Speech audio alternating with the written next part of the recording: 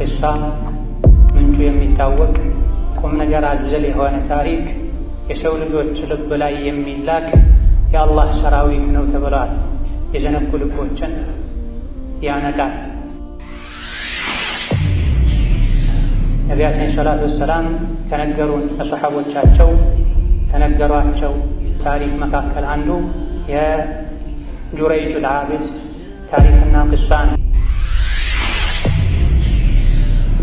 ጁረይጅ እናቱን የሚወድ እናቱ እንደተኛውን እናቶች የምትወደው የምትናፍቀው ሰው ነበረ። እሱ ግን ገና በወጣትነቱ ዒባዳ ማድረግ ከሰዎች ገለል ብሎ ለብቻው ተነጥሎ ቁጭ ብሎ ሶላት መስገድ አላህን ማስታወስ የሚወድ ሰው ነበር።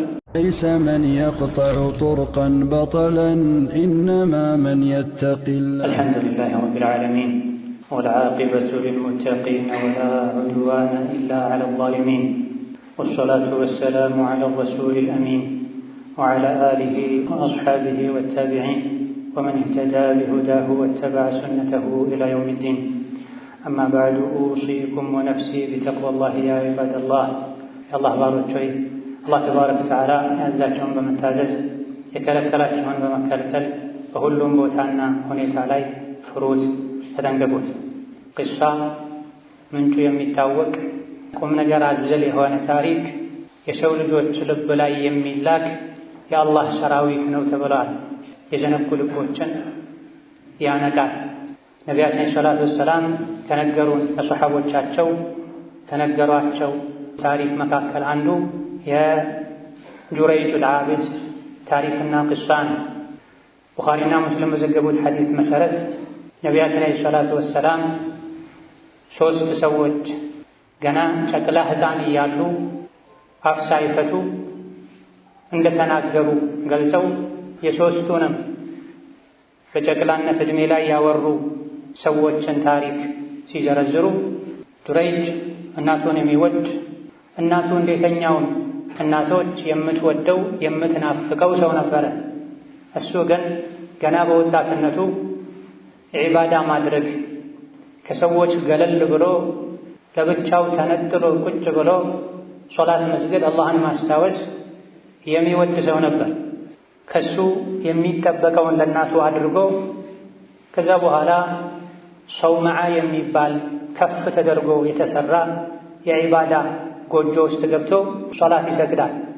ከዕለታት አንድ ቀን እናቱ ፈልጋው ወይም ብዙ እናቶች ልጆቻቸው እንደሚናፍቋቸው ልጇን አፍቋት ልታገኘው ፈልጋ ሄዳ ዒባዳ ከሚያደርግበት ከፍ ያለ ጎጆ ጋር ጠጋ ብላ ጁረይጅ ብላ ስትጠራው ሶላት ውስጥ ስለነበረ ሶላቴ ላይ ልቀጥል ወይስ እናቴን አቤት ልበል ብሎ አሰበና ሶላቴ ይሻለኛል ብሎ መስገድ ቀጠለ።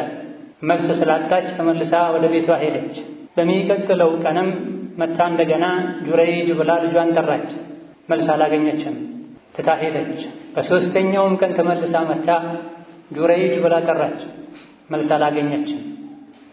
ሶላቴ ወይስ እናቴ አለ። ሶላቱን አስበለጠ። ተቆጣች እናቱ። ዱዓም አደረገችበት። አላህ የዝሙተኛ ሴቶችን ፊት ሳያሳየህ አይግደልህ አለች። ተሳሳተች። ይሄም ብላ ዞራለች። በሀገሩ በአካባቢው የነበሩ ሰዎች ስለ ጁረይጅ ብዙ ጊዜ ያወሩ ነበር። ዱንያ ያልፈተነችው፣ ወጣትነት ያላታለለው፣ ጊዜውን በሙሉ ለዒባዳ የሰጠ እያሉ ከፊሎች በማድነቅ ከፊሎች በመመቃኘት ስለ ጁረይጅ ያወሩ ነበር። በዚህ መሃል ስለ ጁረይጅ ሲወራ አካባቢው ላይ የምትታወቅ መልከ መልካም የሆነች በዝሙት የምትተዳደር ማንኛውንም ሰው ሊፈትን የሚችል መልክ ውበት ያላት ሴት እኔ ጥለዋለሁ አለች። ጁረይጅ ያላችሁ የምታደንቁትን ሰው እኔ እፈትንላችኋለሁ አለች። ሸር፣ ዝሙት፣ ብልግና ፈልገው ከቤታቸው የሚወጡ ሴቶች እንደሚሆኑት እንደሚያደርጉት አድርጋ ጁረይጅ ጋር ሄደች። ከፊቱ ስትቆም ቀና ብሎ እንኳ ላያትም። ፈአዕረض ዐንሃ ዞር አለ። ኸይር ስራውን ዒባዳውን ቀጠለ። ቀን ቀን የእረኝነት ሥራ እየሠራ ማታ ማታ ላይ ደግሞ ከጁረይጅ ጋር የሚያድር እረኛ ነበረ። እሱ ካለበት ፈልጋ ሄዳ ከእሱ ጋር ብልግና ሠራች። አርግዛ ስትወልድ ይሄ የጁረይጅ ልጅ ነው ብላ ማስወራት ጀመረች። በጊዜው ስለ ጁረይጅ ዒባዳ ኢማን ያወሩ የነበሩ ሰዎች ሁሉ ትንሽ እንኳ አረጋግተው ሳያጣሩ ተጠራርተው መጥተው የአካባቢውን መሪ ሁሉ አሳውቀው ጁረይጅ ከነበረበት የዒባዳ ጎጆ ጎትተው አውርደው ይደበድቡት ጀመር በጋራ። ምን አድርጌ ነው የምደበድቡኝ ሲላቸው ዝሙት ሰርተህ ይሄ ልጅ እንዲወለድ አድርገሃል ባሉት ጊዜ እስቲ አንዴ ተወኝ ሶላት ልስገድ አላቸው። አላህ ተባረከ ወተዓላ ከሱ ቅርብ የሆነን ሰው ሁሌ ከጭንቅ ስለሚያወጣ እንዲሰግድ እንዲፈቅዱ አደረጋቸው። ሶላት ሰገደና ከኔ ተወለደ ያላችሁትን ሕፃን አምጡት አላቸው። ጌታውን ካናገረ በኋላ በእርግጠኝነት በፊቃ ከጌታው ቅርብ እንደሆነ ሁሉ ጌታውን ከሱ ቅርብ እንደሆነ ከጭንቅ እንደሚያወጣው በተማመነ መንፈስ ልጁን ሆዱን ወጋ ያረገ አንተ ሕፃን አባትህ ማን ነው ብሎ ጠየቁ። ገና አዲስ የተወለደ ጨቅላ እርጥብ ልጅ ነው። አባቴ እገሌ የሚባለው እረኛ ነው ብሎ ሁሉም እየሰማ ተናገረ። ሰዎች ወዲያውኑ ተቀይረው ጁረይጅን እየሳሙ ሰውነቱን እየተሻሹ ይቅርታ ጠይቀው ቤትህን ያፈረስነውን የዒባዳ ጎጆህን ከወርቅ እንስራለህ ባሉት ጊዜ አያልፈልግም ወደ ነበረበት ብቻ መልሱልኝ እንዳላቸው ነቢያችን ዓለይሂ ሰላቱ ወሰላም ተናግረዋል። ይህ ቡኻሪና ሙስሊም የዘገቡት ነቢዩ ሰለላሁ ዐለይሂ ወሰለም የተናገሩት እውነተኛ ታሪክ ነው። ይህ ታሪክ ላይ መጠራጠር የነቢይነት ላይ መጠራጠር ነው። ሌሎች አንዳንድ ሳላጣራ አልቀበላቸውም አፈታሪክ ሊሆን ይችላል ሊባሉ የሚችሉ ታሪኮች ይኖራሉ። ይሄ ግን ነቢይ የተናገሩት ብዙ ቁም ነገሮችን የያዘ ቅሳ ነው። ከዚህ ብዙ ምንማራቸው ቁም ነገሮች ሲኖሩ አንደኛው የወላጆችን ሐቅ ትልቅነት ከዚህ ታሪክ ልንማር ይገባል። ከአላህና ከመልእክተኛው ቀጥሎ ምድር ላይ ያለ ትልቅ ሐቅ የወላጆች ሐቅ ነው። በተለይ የእናት ሐቅ ሲጠሩ አቤት ልንል፣ ሲልኩን እሺ ልንል፣ ቀልባቸውን ከሚሰበር ነገር በሙሉ ልንርቅ ልንጠነቀቅ ይገባናል። ሱና ሶላት እየሰገደ ወላጆቹ የጠሩት ሰው ወላጆቹ ዲንን የሚረዱ ዲንን የሚያከብሩ ከሆነ ሱብሓነላህ ብሎ አሰምቷቸው ሶላቱን ሊቀጥል ይገባል። ደጋግመው ከጠሩ አጠር አድርጎ አሰላምቱ አቤት ሊላቸው ይገባል። በጣም ደጋግመው የሚጠሩ ከሆነ ዲንን ብዙ ያልተረዱ ከሆነ ሱብሓነላህ ቢባል ማይረዱ ከሆነ ሱናውን ሶላት አቋርጦ ለነሱ መልስ መስጠት ይቻላል። እነሱን ወላጆችን መታዘዝ መኻደም ዋጅብና ግዴታ ነው። ሱና ሶላት ደግሞ እንደሚታወቀው ሱና ነው፣ ተጨማሪ ዒባዳ ነው።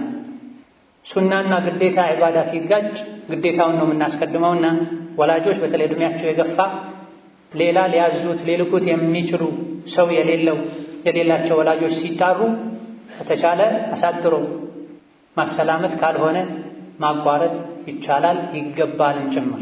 ሶላት ውስጥ እንኳ ሲጣሩ አቤት ማለት ሱና ከሆነ አቋርጦ አቤት ማለት ግዴታ ይሆናል ከመባሉ ጋር ሶፋ ላይ አረቢያ መጅልስ ላይ ቁጭ ብለው ምንጣፍ ላይ ተጋድመው ወላጆቻቸው የጠሯቸው ዝም የሚሉ ከሆነ ወንጀሉ የከፋ ነው የሚሆን።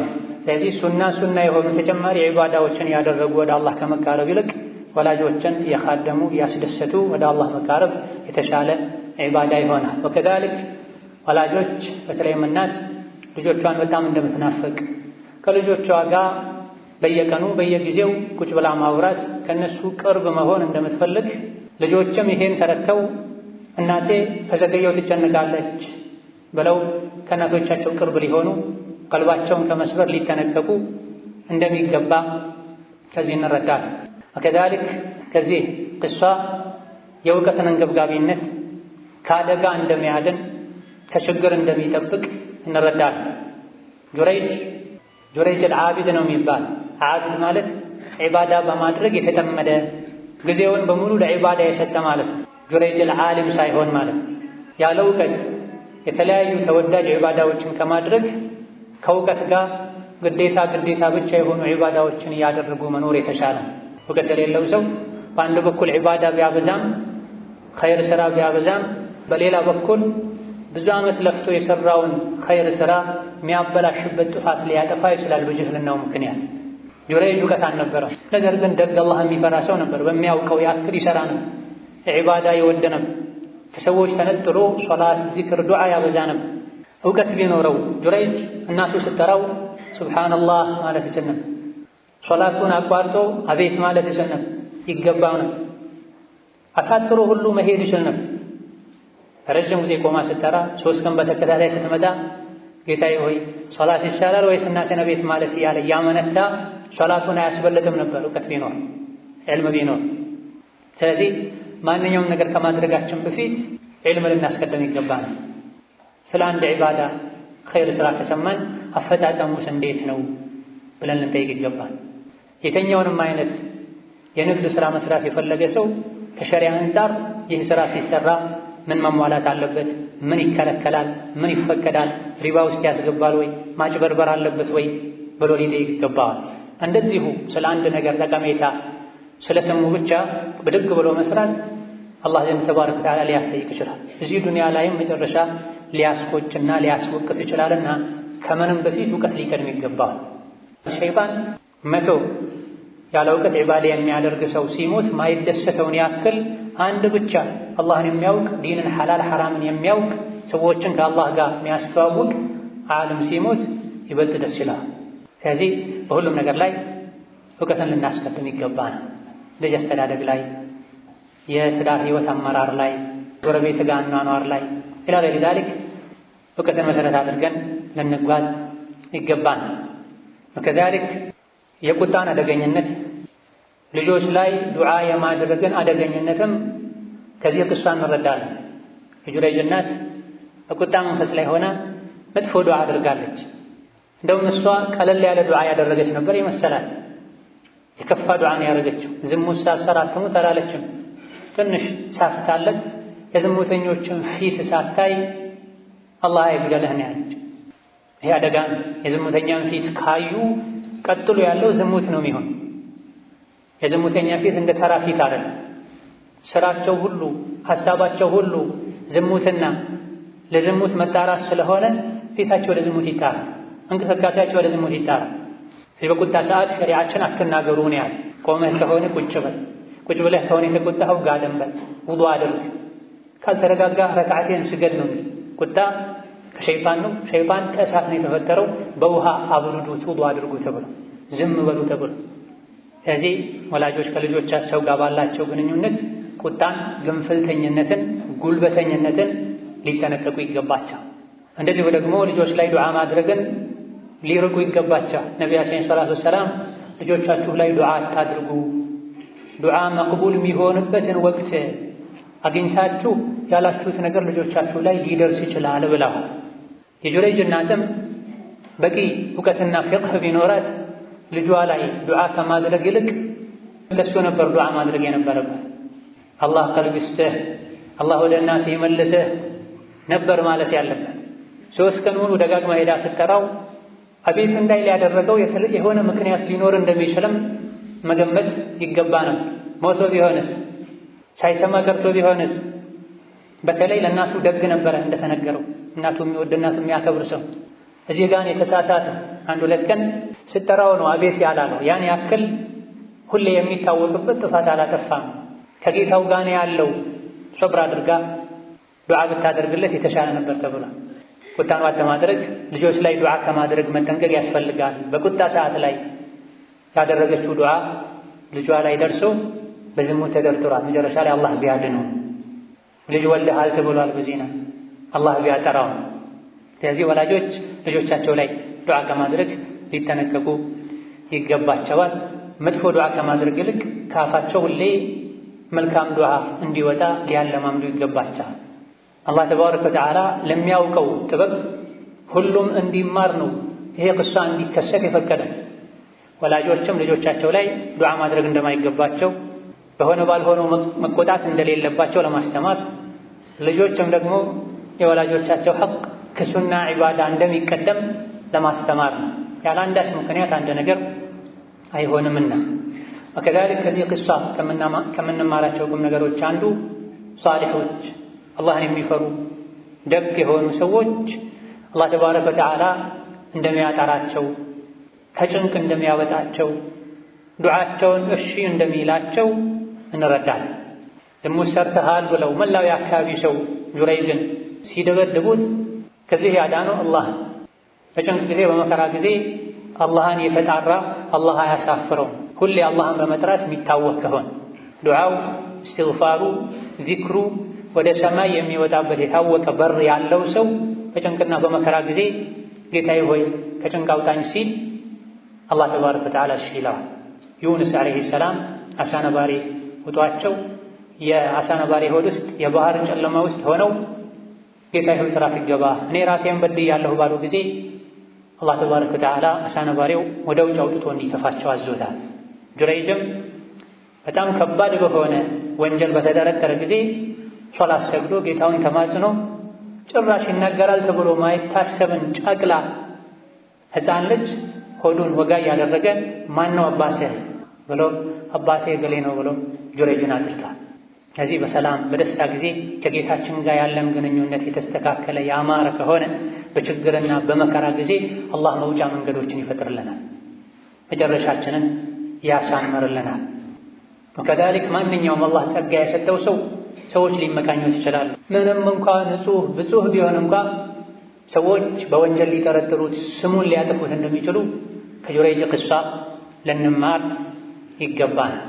በሸር የማይታወቅ ሰዎች ሁሉ ስለሱ አላህን መፍራት ደግነት የሚያወሩ የነበረ ሰው እንኳ ባላጣሩት ነገር ጁረይጅ ዝሙት ሰርቶ ልጅ ወለደ ብለው አውርተዋል። ስሙን አጥፍተዋል፣ አቁሽሸውታል።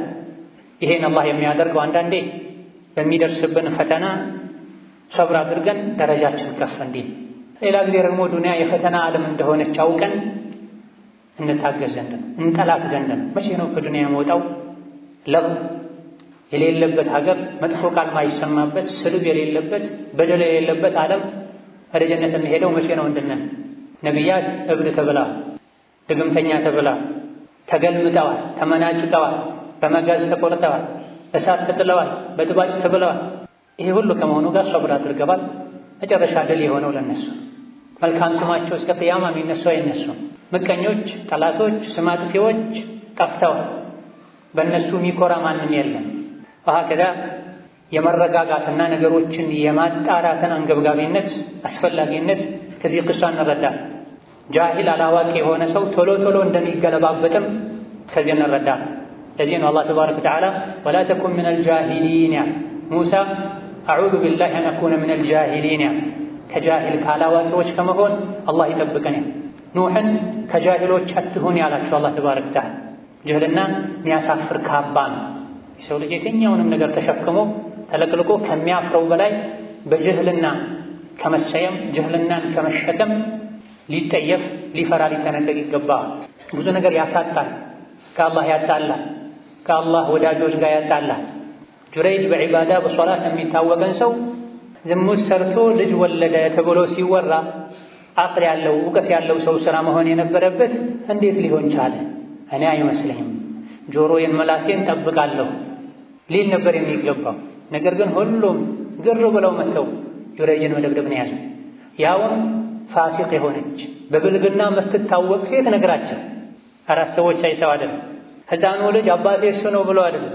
በዝሙት የምትተዳደር ፋሲቅ ሙጅሪም የሆነች ምስክርነቷ ተቀባይነት የሌለው ሴት እንኳ ጁረይጅ እኔ ላይ ዝሙት ሰርቶ ይሄን ልጅ ወለድኩ ብላቸው ማስተዋል ጎድሏቸው፣ እርጋታ ጎድሏቸው ጁረይጅን መደብደብ ይዟል። ያውም የአላህን ወሊ ሷሊህ ደግ ሰው አላህ ዱዓውን ሰምቶ ሕፃን ያናገረለትን ሰው በጅህልና ዝም ብሎ በመነዳት ጎተውታል፣ ቤቱን አፍርሰዋል።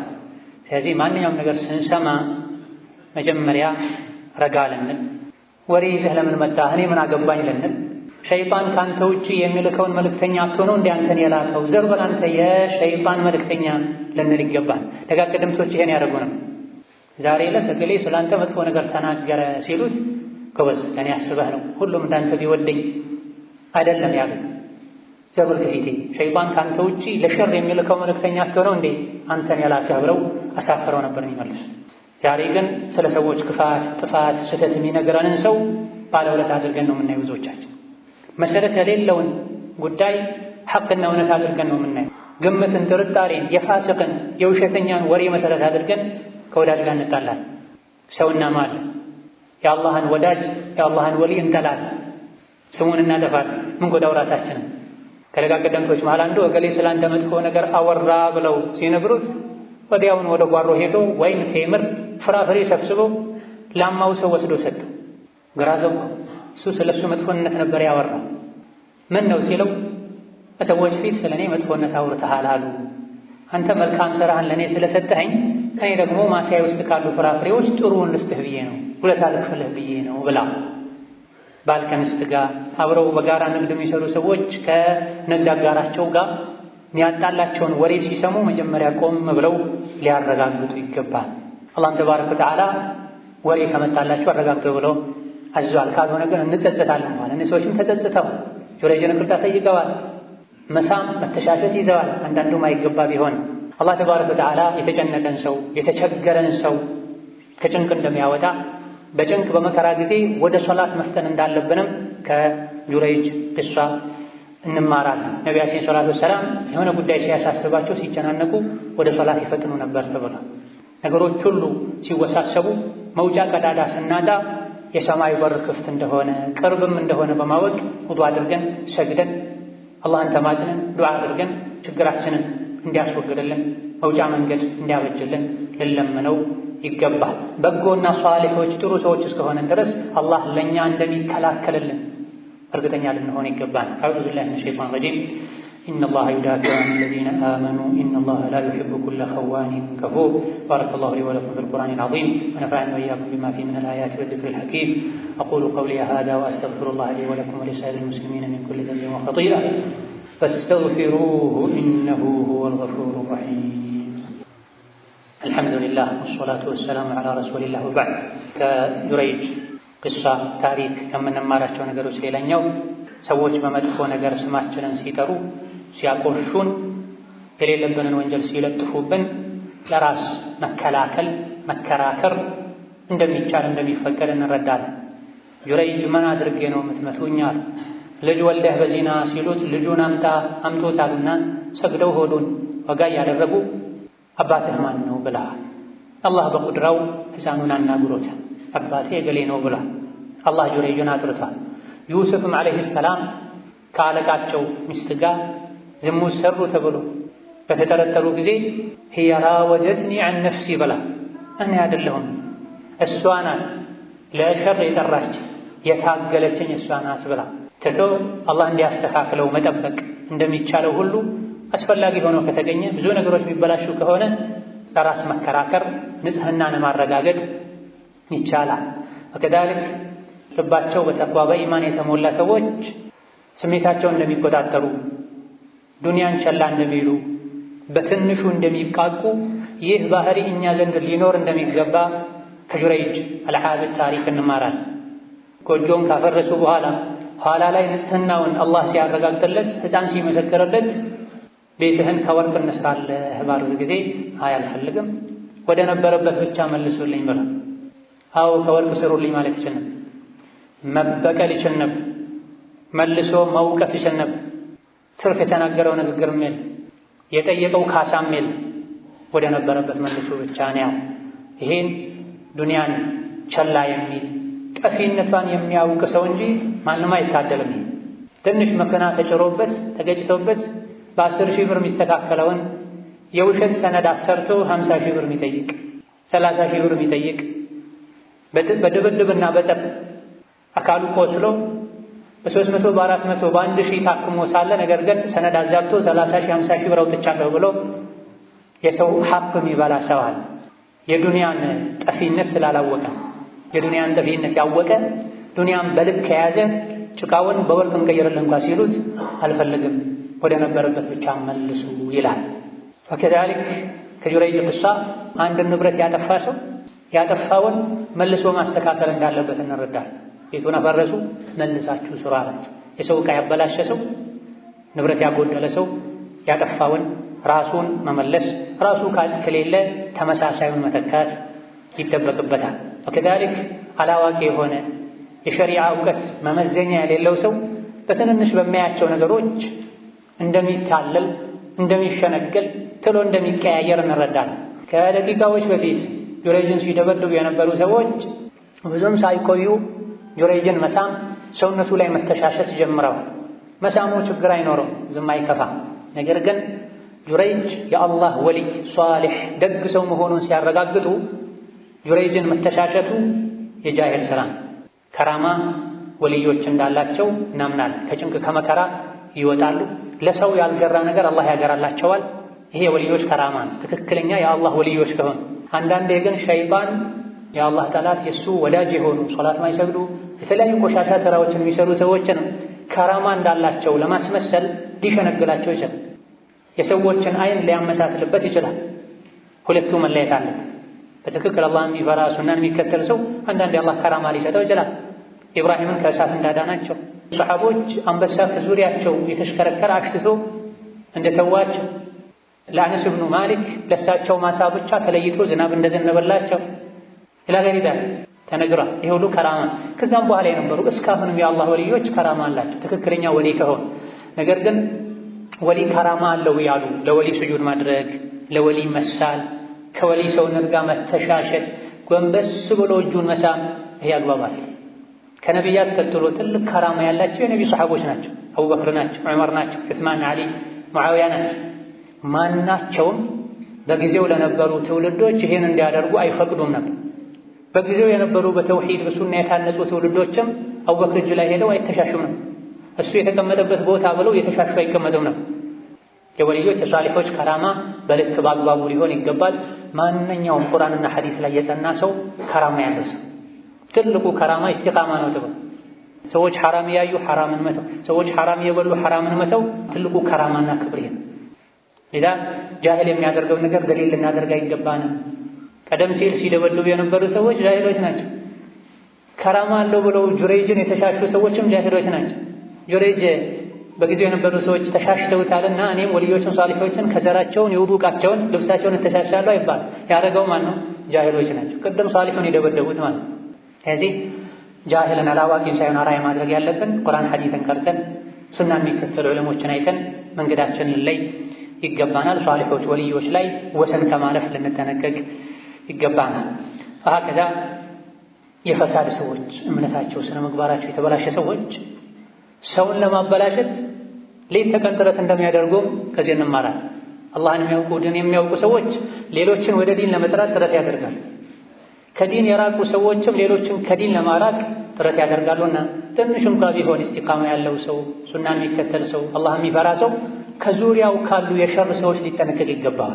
ቀልቡን እንዳይሰርቁት፣ ካቲማን እንዳያበላሹበት። ይሄን ያልተረዱ ስንቶች የሸይጣን ወጥመድ ውስጥ ገብተዋል። ሶላት የሚሰግድን ሰው እኛን ትቶን እየሄደ ሶላት ይሰግዳል እንዳይሰግድ እናድርገው ሚል ሒጃብ የምታደርግን ሴት ልጅ አጅነቢ አልጨብጥም የምትለን ሴት ልጅ እንድታፈር እንድትሸማቀቅ እያደረጉ ሌት ተቀን እያሴሩ ወደ ኋላ የሚያስብሉ ሰዎች አሉ። ጁረይጅ ኢባዳው ላይ አላህ ይጨምርለት እኛንም እንደሱ ያድርገን ጽናት ይስጠን በማለት ፋንታ ጁረይጅን እኔ ጥልላችኋለሁ እኔ ፈተነላችኋለሁ ብለው ሰዎች ናቸው ለዚህ ፈተና ያበቁትና ልንጠነቀቅ ይገባናል። በመጨረሻም ሐራምን የማየትን አደገኝነት ከጁረይጅ ታሪክ ልንረዳ ይገባል። እናትየው ዱዓ ያደረገችው የዝሙተኞችን ፊት ሳያሳይህ አላህ አይግደልህ። ይሄ ዱዓ ጁረይጅ ላይ ደርሶ የዝሙተኛ ፊት አሳይቶታል። ሐራሙ ላይ ባይወድ መታለች፣ ከዙሪያው ተሽከርክራለች። ነገር ግን በኢማኑ ጥንካሬ ችግሩን ተወጥቶታል። ሶላቱ ጠብቆታል፣ ዱዓው ጠብቆታል፣ ኢማኑ ጠብቆታል። ዛሬ ወጣቱ በተለይ በሚዲያ በሶሻል ሚዲያ ዘመን ላይ ከፊት አልፎ ይበልጥ አሰቃቂ የሆነን ነገር እያየ ፊትን ከማየት አልፎ ሌላ አስከፊ የሆነን የሰውነት ክፍል እያየን ከማህፀን ዝሙት ሌሎች ከዛ በፊት ያሉ ዝሙቶች ላይ የወደቀ በተከበረው ረመዳን ላይ ስሜት ቀስቃሽ ነገሮችን አይቼ የዘር ፈሳሽ ወጣኝ ጾሜ ይፈርሳል እንዴ ብሎ የሚጠይቅ ወጣት እየበዛ ነው። ይሄ ትልቅ አደጋ። አስቀድሞ እይታን ካልጠበቁ ቀልብ ይበላሻል። ሌሎች የሰውነት አካላት ዝሙት ይሰራሉ። ሌላው ትልቁ አደጋ በብልግና በዝሙት በሙጅሪምነት የሚታወቁ ሰዎችን ፊት ደጋግሞ ማየት ልብ ላይ ጠባሳ ያሳድራል። ሙጅሪሞችን አላህን የማይፈሩ ሰዎችን ቀልበ ደረቅ ሰዎችን ማየት ቀልብ ያደርጋል። አላህን የሚፈሩ ልባቸው በኢማን የተሞላ ሰዎችን ማየት ኢማን ይጨምራል። ቁርአን ከሚቀሩ ሶላት ከሚሰግዱ ዚክር ዱዓ ከሚያደርጉ ሰዎች ጋር አብሮ የሚውል ሰው ቀልቡ ይረጋጋል፣ የእነሱን መንገድ ይከተላል፣ የእነሱ መልካም ነገር ይጋባበታል። ከሙጅሪሞች ከፋሲቆች ከአላህ ከራቁ ሰዎች ወደ ብልግና ወደ ወንጀል ከሚጣሩ ሰዎች ጋር በአካል የሚውል በአካሉ እንኳ ባያደርገው በቴሌቪዥን መስኮት በኮምፒውተር በሞባይል ደጋግሞ እነሱን የሚያይ ሰው እነሱ ጋር ያለው ነገር ወደ ልቡ ይሸጋገራል አይቀርም። ስለዚህ ማንን ነው መወደው፣ ማንን ነው ማደንቀው፣ ማንን ነው አዘውትሬ ማየው ልንል ለልባችን ልንሰጋ ልንጠነቀቅለት ይገባናል። اللهم صل وسلم وبارك على عبدك ورسولك محمد وعلى آله وأصحابه وأتباعه وسلم تسليما كثيرا. اللهم أعز الإسلام والمسلمين وأذل الشرك والمشركين ودمر أعداءك أعداء الدين واجعل هذا البلد آمنا مطمئنا برحمتك يا أرحم الراحمين. اللهم آمنا في دورنا وأوطاننا، اللهم آمنا في دورنا وأوطاننا، اللهم آمنا في دورنا وأوطاننا ولا تسلط علينا بذنوبنا من لا يخافك ولا يرحمنا. اللهم ول على العباد والبلاد من فيه صلاح للعباد والبلاد، اللهم ول على العباد والبلاد من فيه صلاح للعباد والبلاد. اللهم إنا نسألك العفو والعافية في الدنيا والآخرة. اللهم اشف مرضانا وعاف مبتلانا وأغن فقراءنا وفك أسر المأسورين منا برحمتك يا أرحم الراحمين. اللهم اهدنا وسددنا وألهمنا رشدنا وقنا شرور أنفسنا. اللهم اهدنا وسددنا وألهمنا رشدنا وقنا شرور أنفسنا، واغفر لنا ولوالدينا ولمشايخنا ولجميع المسلمين. ربنا آتنا في الدنيا حسنة وفي الآخرة حسنة وقنا عذاب النار. آمين والحمد لله رب العالمين.